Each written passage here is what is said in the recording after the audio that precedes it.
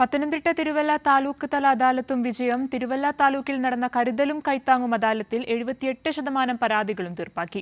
വ്യവസായ വകുപ്പ് മന്ത്രി പി രാജീവും ആരോഗ്യ വകുപ്പ് മന്ത്രി വീണ ജോർജുമാണ് തിരുവല്ലയിലെ അദാലത്തിൽ പങ്കെടുത്തത്.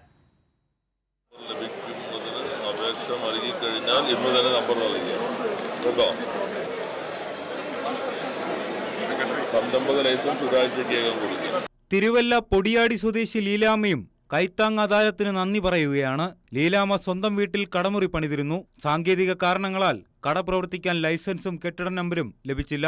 അദാലത്തിൽ ഈ പ്രശ്നത്തിനാണ് പരിഹാരമായിരിക്കുന്നത്. കരുതലും കൈത്താങ്ങും അദാലത്തിലേക്ക് ഞാൻ അത് അപേക്ഷ വയ്ക്കുകയും അതിവിടെ എനിക്കത് തീർപ്പാക്കി തരികയും ചെയ്തിട്ടുണ്ട്.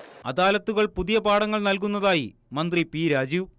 ഏറെ കാലമായി നിലനിന്നിരുന്ന പല പ്രശ്നങ്ങൾക്കും പരിഹാരമുണ്ടാക്കുന്നതിന് അദാലത്ത് സഹായകരമാണ്. അതോടൊപ്പം തന്നെ ഞങ്ങളെ സംബന്ധിച്ചിടത്തോളം ഒരു പഠന പ്രക്രിയ കൂടിയാണ്. ജനാധിപത്യത്തിൽ മന്ത്രി ജനങ്ങളെ പഠിപ്പിക്കുകയും ജനങ്ങളിൽ നിന്ന് പഠിക്കുകയുമാണല്ലോ. തിരുവല്ല താലൂക്ക് അദാലത്തിന്റെ വിജയം കൂട്ടായ പ്രവർത്തനത്തിന്റെ ഫലമാണെന്ന് ആരോഗ്യവകുപ്പ് മന്ത്രി വീണ ജോർജ്.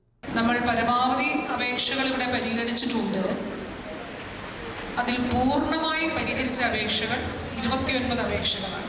സൊല്യൂഷനിലേക്കൊക്കെ എത്തപ്പെട്ടത് എല്ലാം നമ്മുടെ ടീമിന്റെ സജഷൻസ് ആണ്. അതെല്ലാം ചൊവ്വാഴ്ച കോന്നിയിൽ നടക്കുന്ന അദാലത്തോടെ പത്തനംതിട്ടയിലെ താലൂക്ക് തല അദാലത്ത് പൂർത്തിയാകും. കൈരളി ന്യൂസ്, പത്തനംതിട്ട.